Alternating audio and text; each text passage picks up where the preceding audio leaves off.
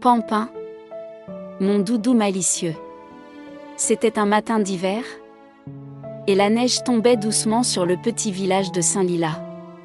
Emma, une fillette de 6 ans, était bien au chaud dans sa chambre.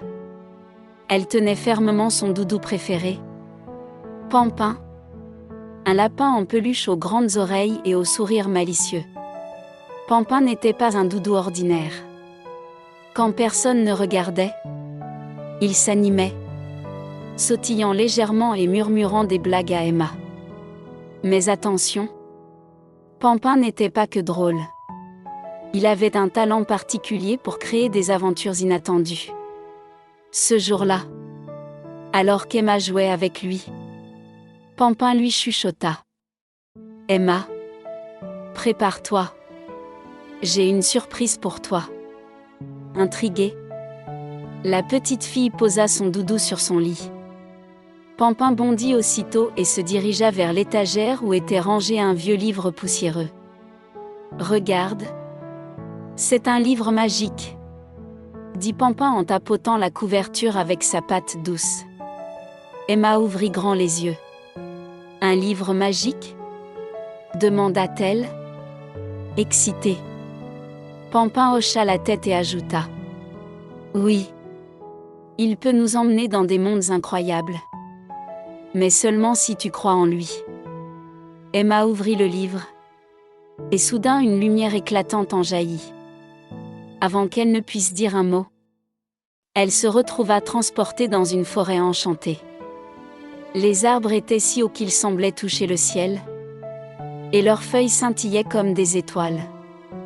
Pampin sautillait joyeusement à côté d'elle. « Ici, tout est possible, » dit-il en riant. « Allons rencontrer les habitants. » Ils croisèrent un hibou savant qui lisait un livre gigantesque, une écureuil chef d'orchestre d'un groupe de musiciens, et même une coccinelle peintre qui créait des fresques colorées sur des galets. Chaque rencontre était une nouvelle source d'émerveillement pour Emma. Le hibou savant leur raconta des légendes anciennes sur la forêt enchantée, évoquant des héros du passé qui avaient protégé cet endroit magique. L'écureuil chef d'orchestre leur fit écouter une symphonie unique, composée à partir des bruits de la forêt, le souffle du vent, le chant des oiseaux et le murmure des ruisseaux.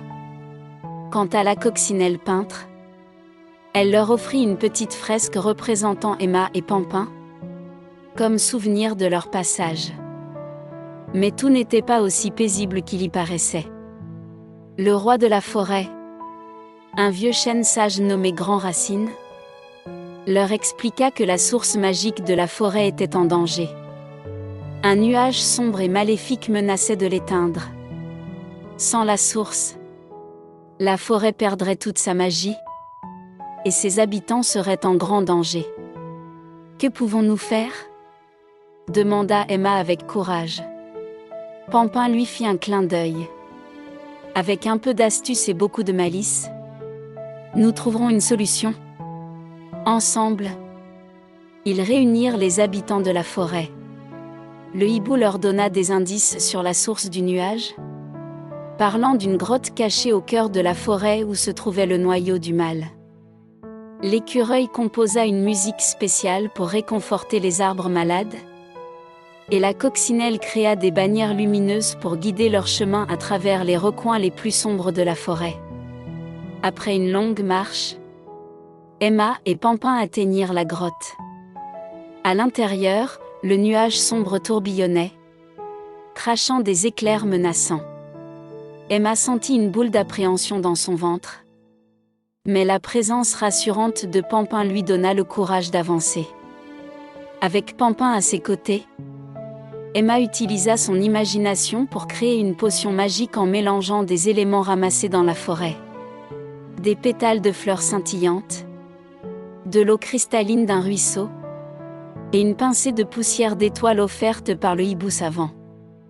Pampin, de son côté, distrayait le nuage sombre en bondissant et en lui lançant des farces malicieuses. Quand ils versèrent la potion sur la source, une explosion de lumière éclata, dissipant le nuage sombre. La grotte s'illumina, révélant des murs tapissés de cristaux étincelants. Une énergie nouvelle parcourut la forêt, rendant sa magie plus forte que jamais. La forêt était sauvée. Tous les habitants acclamèrent Emma et Pampin, les héros du jour. Grand Racine leur offrit un cristal étincelant en souvenir de leur aventure, symbole de la gratitude de la forêt. Quand Emma rouvrit les yeux, elle était de retour dans sa chambre.